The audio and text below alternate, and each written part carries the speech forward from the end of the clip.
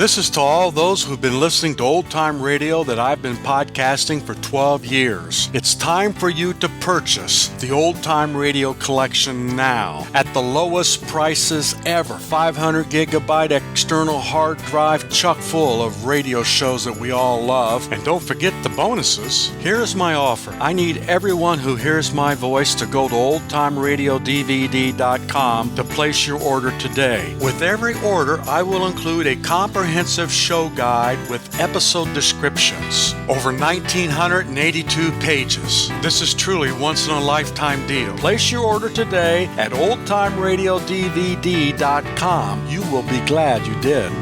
Across the rugged Indian territory rides a tall young man on a mission of mercy. His medical bag strapped on one hip, his six-shooter on the other. This is Dr. Six-Gun.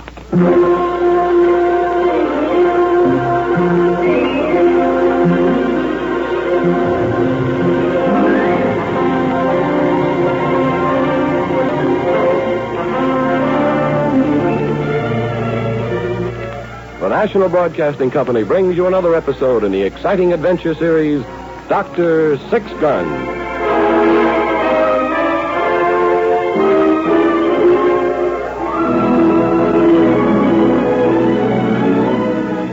Gray Matson, M.D., was the gun-toting frontier doctor who roamed the length and breadth of the old Indian territory.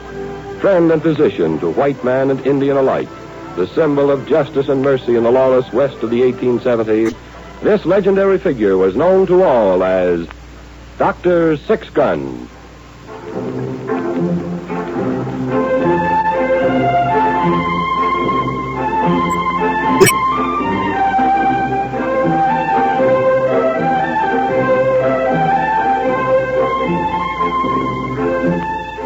There are many men who say that the history of the West is the history of guns.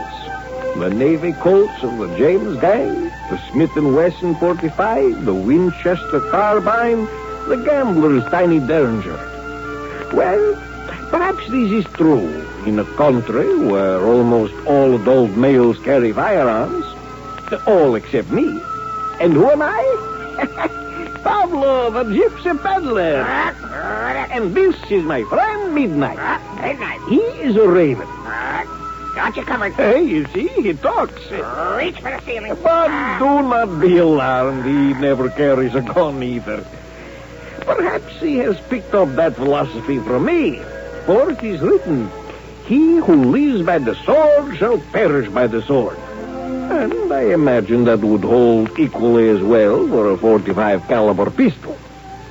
But this is not the philosophy adhered to by my friend Dr. Six-Gun. For he travels leaning slightly to the right from the weight of his gun. I remember once we were traveling together and we entered the cattle town of Rail End in the eastern part of the territory. And Doc and I had both come off circuit. Doc dispensing medicines and good advice, while I attended to the spiritual requirements such as needles and pins and ribbons. Town's grown since we were in last year, Pablo. Yes, I see. 6 saloons grow where but 2 grew before. Well, I suppose that is progress. But I was thinking of that freight depot and the cattle yards down by the railway. Oh. Cuts 300 miles off the northern end of the cattle trail from the south. Which accounts for the saloons. With all those wages being paid out to the cowhands, someone has to take charge of it.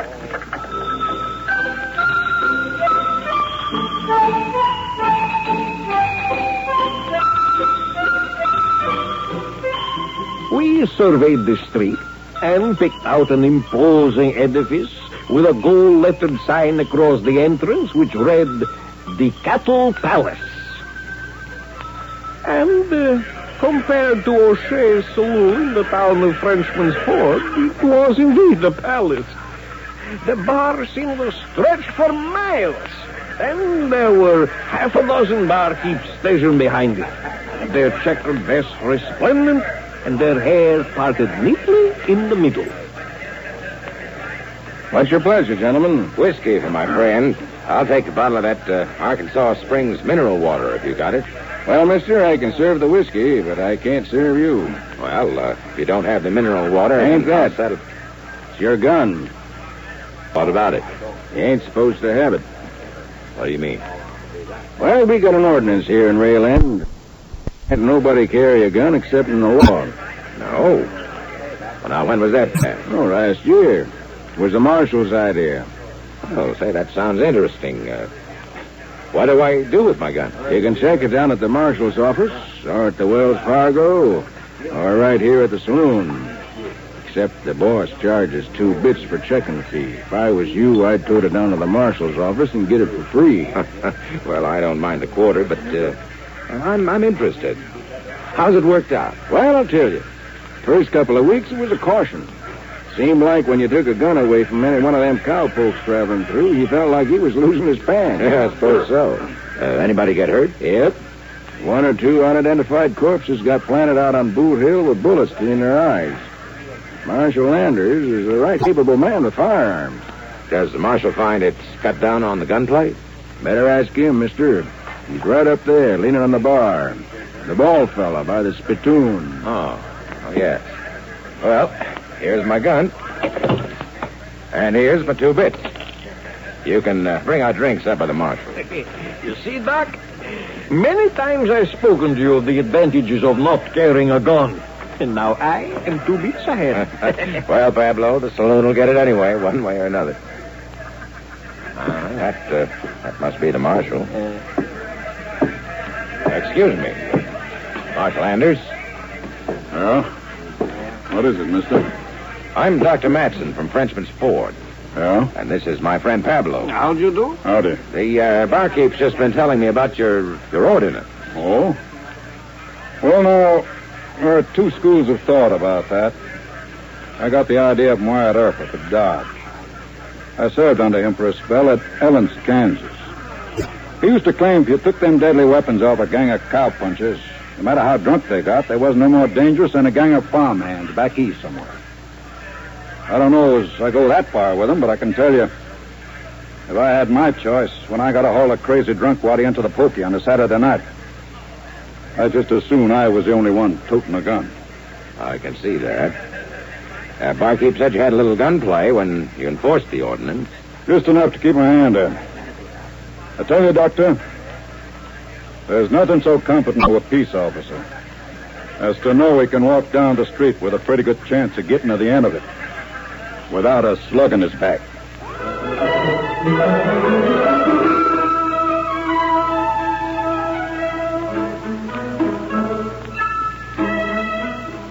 It was a little strange for one used to the lethal atmosphere of the Bull Run to see a whole row of men lined up at the bar with their pants on an even keel, not pulled to one side by the weight of a gun belt and pistol.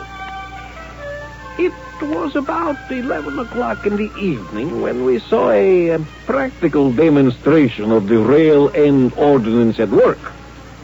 There was a crash and a clatter outside.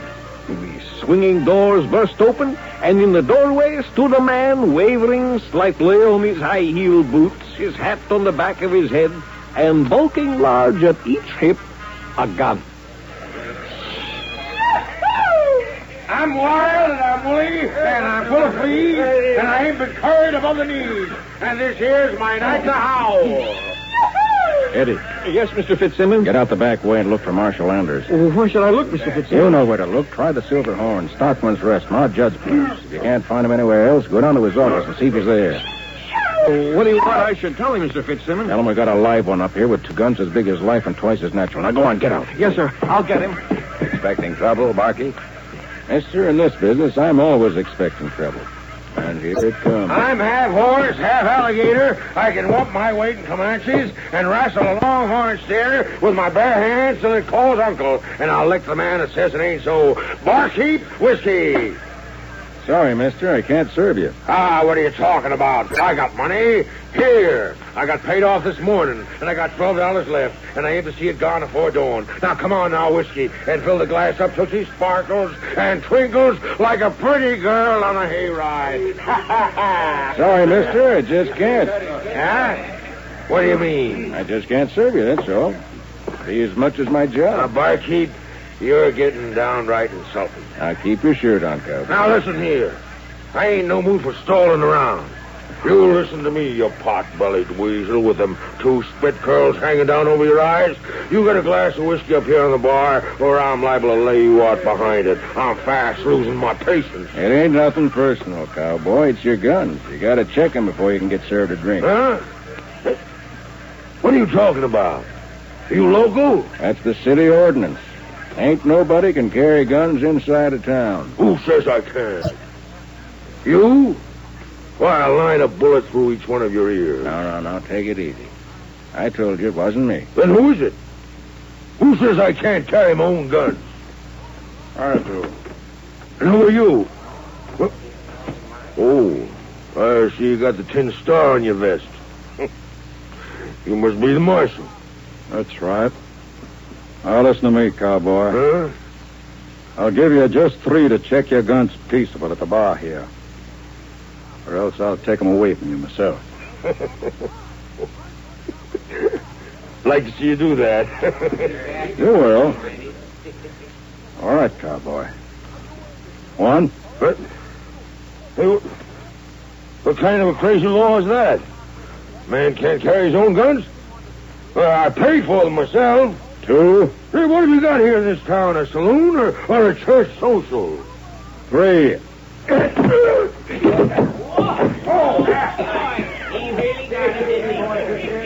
All right now, cowboy. I'll take your gun. Hey, what you hit me with, Marshal? Brass knuckles, cowboy. My hands ain't as hard as they used to be. On your feet and come with me. What do you mean? You got my guns, haven't you? What more do you want? 10 days of your time in the cooler. 10 days? For what?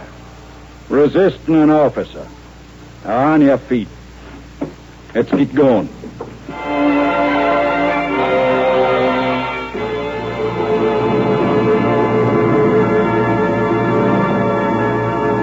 And so the ordinance in the town of Rail End was enforced by Marshal Anders. Doc was very impressed. No, Pablo, that ordinance, that must be the answer. Half the shootings in Frenchman's Ford are either from some kind of drunken horseplay or cowpoke with an exaggerated sense of humor. Why, it's like the Middle Ages when everybody wore a sword and fought all the time. Take the guns away and they won't be so quick to fight. Oh, you think not, eh? Why, sure. Man doesn't really expect to get hit with a bullet.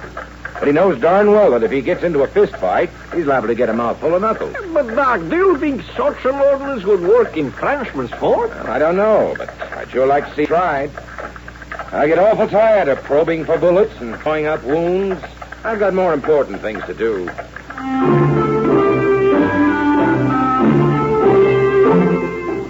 Doc tried to convince the town of Frenchman's Ford to endorse such an ordinance, but without notable success. O'Shea, the Bull Run Saloon, expressed the most frequent objection. Doc, you just can't change human nature. Now, a cowhand is just going to naturally carry a gun. I always have, and I always will. But I tell you, I've seen it work in Rail End. Well, now, it might work in a real city-fied eastern kind of place like Rail End, but out here in the territory, it's just flying in the face of nature. No, don't you try to tell me about nature, O'Shea. I've delivered a good many infants in my time, and not one of them arrived packing a cartridge belt, holster, and .45 pistol. Yeah, well, you've got a point, Doc. But I'm telling you, it just won't work.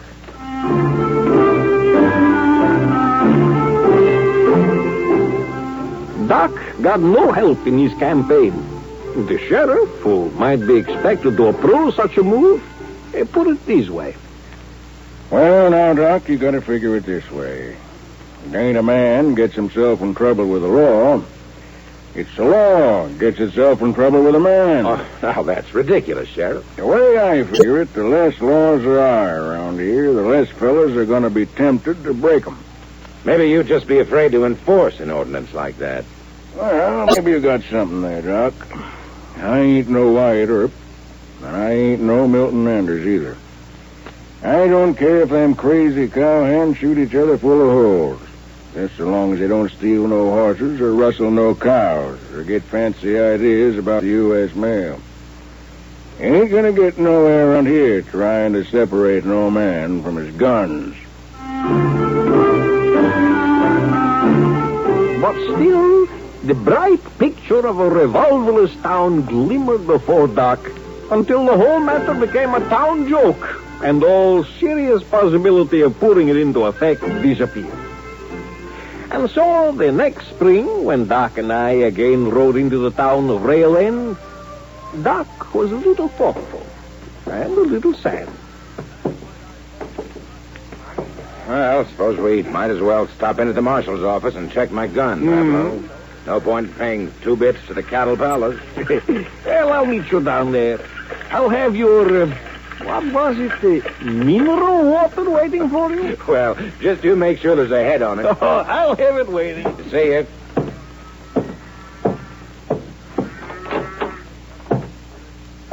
Yes? What can I do for you? I'm looking for the marshal. What do you want with him? Oh, just wanted to say hello and check my gun. I'll take your gun. You deputy? No. Well, where's Marshal Anders? Ain't no such animal. What do you mean? Anders ain't marshal no more. I am. Oh, why, I hadn't heard that. Happened a month ago. What's your name, mister? Matson. Dr. Matson, Frenchman's Ford. All right, Doc.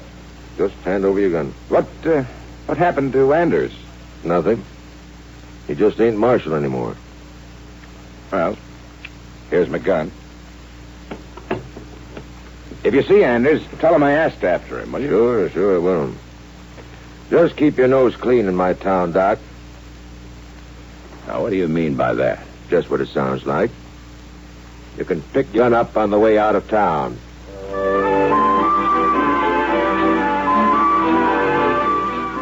I was waiting for Doc at the cattle palace.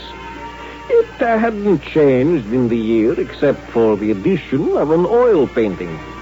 A nymph who would have, had she been in 3 dimensions, fallen over immediately on her face. There was a distinct difference in the quality of the liquid refreshment. And I was debating this fact with the barkeep when Doc came up. Now listen here, peddler. You asked for whiskey, and I served you a glass. It's all the whiskey I got. All comes out of 1 barrel. Excuse me, sir. Half of it may come out of a barrel. The other half undoubtedly comes out of a well. What's the trouble, Pablo? Doc, I have often drunk bad whiskey. I've sometimes drunk bad water. But I object to them being combined. Now listen, mister. Don't let your friend here make a fuss. It'll only get us all into trouble. That whiskey really water? You may take my word for it, Doc. It's strange. It was not so last year. There are a lot of things changed since last year. You having any trouble, Fitzsimmons? No, Mr. Carson. No trouble at all. Just talking to a couple old friends, that's all. Yeah? Well, just call me if there's anything wrong. That's what I'm here for. Oh, sure, I will. There's no trouble, none at all. When you get through, bring a double over to my table. Sure, Mr. Carson. Glad to.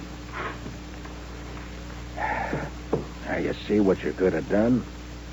Now, if you don't want the whiskey, just get out quiet, will you? Don't make no trouble. Who was that? Gandy Carson. He's a deputy marshal. Does the marshal's office always take such a close interest in your clientele? There's a deputy in all the places up and down the street. Keeps order, you know. Uh-huh.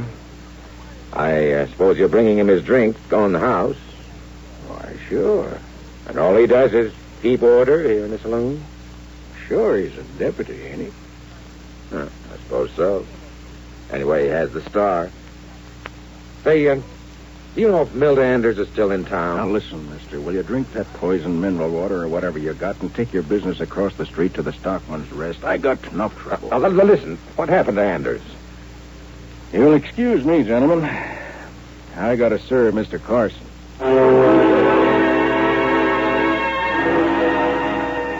At about 3 o'clock in the morning, Doc and I were sleeping in our room at the hotel. Who's there? Doctor, What's the matter? Somebody sick? Come in. Just a minute. What? Doc, what is it? Someone at the door. Oh, no. What's the matter? Come in, Doctor. Who is that? Milton Anders. Oh, Mr. Anders. Come on in.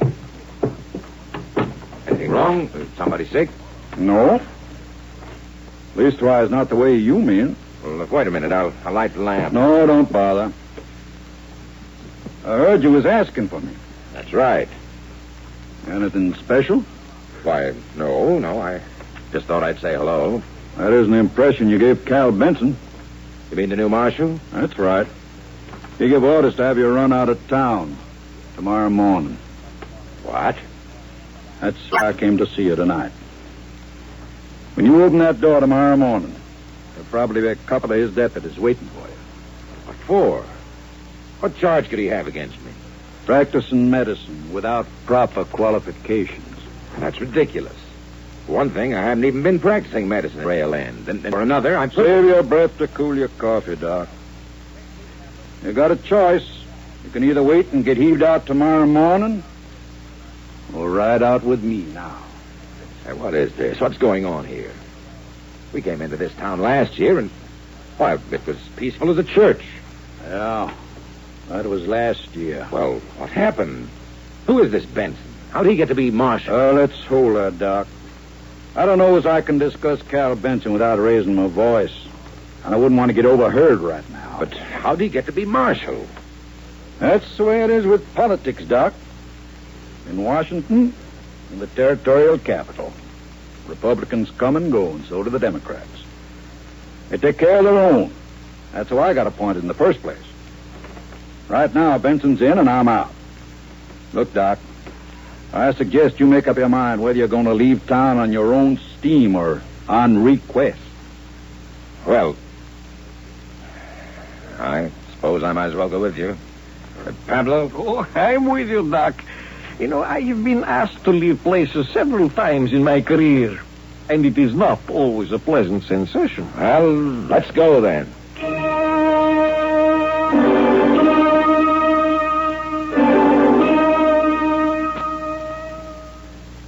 I'll just poke the fire up. Not a bad place up here in the hills. Ain't as cozy as the marshal's office, but it does. What happened in Rail End, Mr. Anders? Who is this Benson? He's the marshal. Only man in town that can carry a gun. I took care of that for him. But what's he doing? I'd say Cal Benson and his buddies are having a rare old time. They got all the saloons and places of entertainment lined up. They got a kick in a percentage of the take for extra protection. Yes, we saw that in operation. Benson has a take on every head of cattle that goes through the railroad pens. He's got to deal with the roads for protection. You mean the railroads are paying him off, too? Sure. It's worth it to them. And that ain't the whole of it. You can walk down the streets of Rail End and see killers and rustlers from all over the territory, looking like butter wouldn't melt in their mouths, and safe as in a church. How's that? Well, welcome, Doc. Just so long as they park their guns. And they agree to do that? Sure. With a marshal, the only one who can carry a shooting iron, they got nothing to be afraid of. Not so long as they pay him off. But can't you do something? Who? Me? There's a warrant out for my arrest. What for? You see, somehow or other, the telegram from the territorial capital replacing me with Benson got delivered to him. He stepped up to me at the bar in the Stockman's Rest and tried to arrest me for carrying a gun. He didn't mention the why till after I put a bullet through one of his deputies who tried to jump me from behind. I'm wanted for murder. But can't you fight it out? There's a lot of them. And only one me. He ain't that good with a gun. Nobody is. Well, suppose you gave yourself up. They'd have to ship you to the circuit court for trial. Your case would stand up. Doc, it's sure a caution how many prisoners Benson's holding in that jail that suddenly gets shot trying to escape. Oh. I really rigged myself a rabbit trap, Doc. And it's got me by the leg for fair. You mean the ordinance? I remember when I put it through, Lawyer Hendershot told me there was something in the Constitution about the right of the people to bear arms. I told him I wasn't interested in the Constitution. I had a herd of wild animals to corral. And if I could dehorn them, I was gonna. That's the way I looked at it, Doc. I wasn't stepping on nobody's toes but murderers and drunk, peace-breaking cowpokes. Well, you couldn't have foreseen what Benson's doing. Nope, I couldn't. So I just went ahead, didn't I? Funny, ain't it? Very. Oh, I was right in the way, Doc. A town like Rayland ain't going to be worth much with shootings and law-breaking. But I reckon I was trying the shortcut, huh? I sure made it easy for Cal Benson. Mr. Anders, what are you going to do? I figure on sneaking down through Texas and shipping out. They're starting in with cattle down in South America. I was to know something about punching cows. I reckon I could learn to do it in Spanish. There must be some way to clean Benson out. I reckon there is, Doc. But it ain't my way. I'll leave it a Hendershot to somebody like that. I messed it up enough. Who would figure just chipping a piece off a thing like a Constitution would end me up chasing longhorns in Argentina?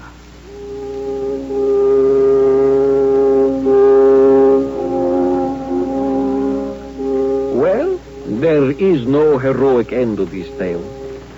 The town of Rayland is still under Marshal Benson, and there is some hope that after the next election there may be a change, but I doubt it. For one thing, the opposition candidate, a young lawyer named Hendershot, was killed by a deputy marshal who claimed he mistook him for a rustler. There was one aftermath. We rode into Frenchman's Ford on a Saturday night and stopped at the Bull Run. There was a gay frolic underway as we entered.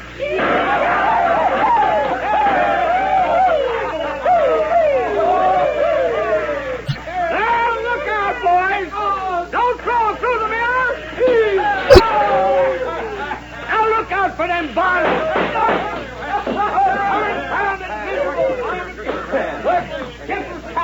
Doc, my friend, I think that after tonight you might convince O'Shea to back your ordinance against guns.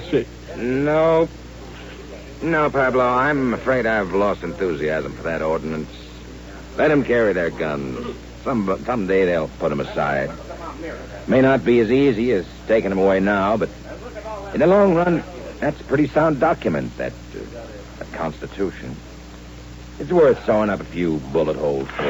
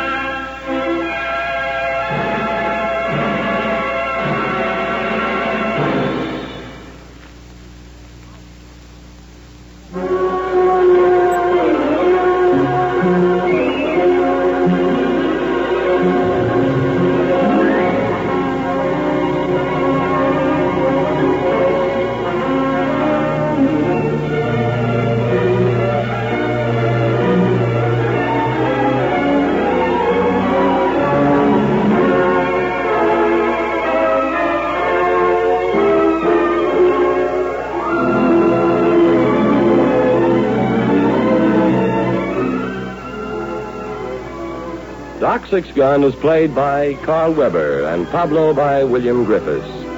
Tonight's script was written by Ernest Inouye. Heard in the cast were William Keane as O'Shea, Santos Ortega as Anders, Joe DeSantis as Matt, and Lon Clark as the barkeep.